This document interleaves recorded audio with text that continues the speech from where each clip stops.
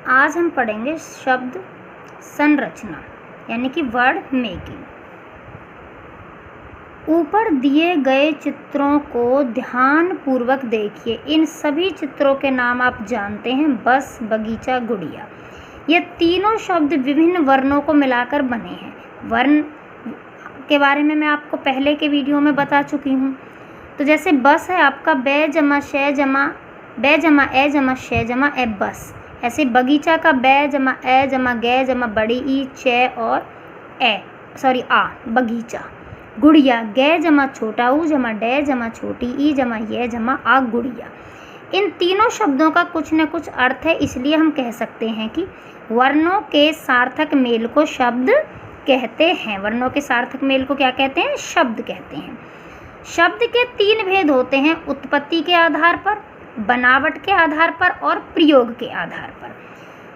तो आज हम क्या पढ़ेंगे? उत्पत्ति के आधार पर। उत्पत्ति के आधार पर शब्द के 4 प्रकार हैं। नंबर 1 तत्सम शब्द, तद्भव शब्द, देशज शब्द और नंबर 4 विदेशी शब्द। तो आपका नंबर 1 है तत्सम शब्द। जो शब्द संस्कृत से हिंदी में ज्यों के त्यों लिए जाते हैं उन्हें तत्सम शब्द कहते हैं। जिनमें कोई बदलाव नहीं होता, वो संस्कृत में भी वही इसी तरह यूज़ होते हैं और आपके हिंदी में भी, जैसे ग्राम, सूर्य, कार्य, प्रथम आदि। अब नेक्स्ट है आपका तद्भव शब्द। जो शब्द संस्कृत शब्दों से रूप बदलकर हिंदी भाषा में प्रयोग होते हैं उन्हें तद्भव शब्द कहते हैं। जैसे कि दधी, दधी संस्कृत का शब्द है, हिंदी में इसको दही कहेंगे। सर्प संस्कृत का शब्द है, हिंदी में इसको सांप कहेंगे। सत्य हिंदी में सच कहेंगे। कार्य हिंदी में काम कहेंगे। नेक्स्ट है देशज शब्द। ये शब्द देश में उत्पन्न होते हैं। ये सभी शब्द आम बोलचाल की भाषा से आते हैं, जैसे पैसा, दरवाज़ा, खिड़की, खाट, पगड़ी आदि। आपका अगला है विदेशी शब्द। दूसरी भाषाओं से लिए गए शब्द विदेशी शब्द कहलाते हैं, जैसे कि स्कूल, सब्जी, वकील, स्टेशन, रुमाल आदि। इसके बाद अब हम पढ़ेंगे बनावट के आधार पर शब्दों के प्रकार। तो बनावट के आधार पर शब्दों के 3 प्रकार होते हैं। पहला है रूढ़ शब्द। जिन शब्दों के टुकड़े नहीं किए जा सकते उन्हें रूढ़ शब्द कहते हैं, जैसे कि घर, रवि, हाथी आदि।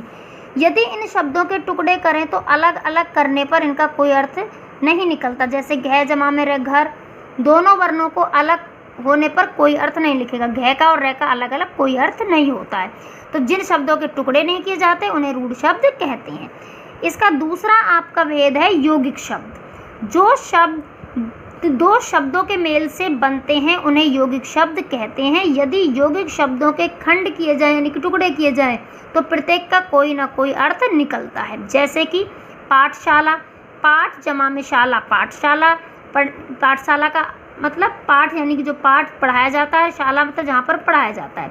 विश्रामालय, विश्राम यानी कि आराम, आलय यानी कि घर या भवन, विश्राम, आलय यानी कि विश्राम करने वाला, आराम करने वाला, घर, आराम गहा।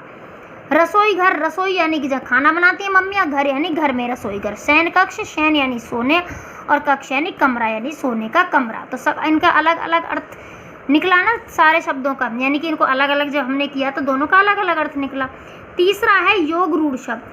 जिन शब्दों के टुकड़े तो हों पर उनका सीधा अर्थ न निकलकर कोई विशेष अर्थ निकलता है उसे आप योग रूढ़ शब्द कहते हैं। जैसे नीला जमा में कंठ, नीलकंठ यानी कि नीली गर्दन वाला अर्थात शिव, विशेष अर्थ निकला। पंकज, पंक जमा में जब पंकज, कीचड़ में जन्मा अर्थात कमल। उसी तरह जैसे दशानन बोल दे, 10 जमा में आनंद, 10 जमा में आनंद, दशानन यानी कि 10 सिरों वाला रावण। इसी तरह से पीताम्बर, पीताम्बर यानी कि पीले वस्त्र धारण करने वाले भगवान विष्णु। उस तरह से जिनके, जैसे चौराहा, 4 राहों वाला, जहाँ 4 राहें मिले चौराहा।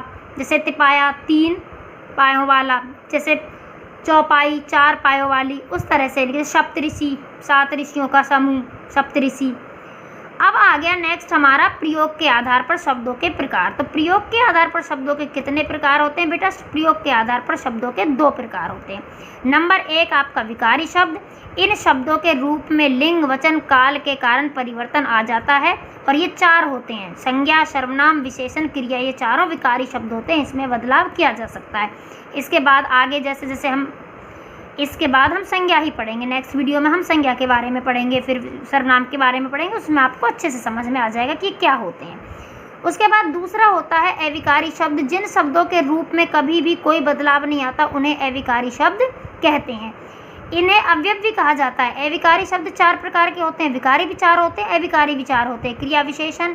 अब आपके विकारी कौन से होते हैं? विकारी तो आपके हो गए संज्ञा, सर्वनाम, विशेषण, क्रिया, ये चारों हो गए। अविकारी कौन से हो गए? क्रिया विशेषण हो गया, संबंध बोधक हो गया, समुच्चय बोधक और विस्मयादि बोधक। तो ये आपके इस तरह से होते हैं। तो ये थे आपकी शब्द संरचना। शब्द किस तरह से बनते हैं, शब्दों के कितने प्रकार हैं और प्रकारों के भी कितने प्रकार हैं, तो ये सारा आपको क्लियर हो गया होगा। अब आगे के वीडियोस में हम विकारी के 4 डेफिनेशन और अविकारी के सब के बारे में पढ़ेंगे।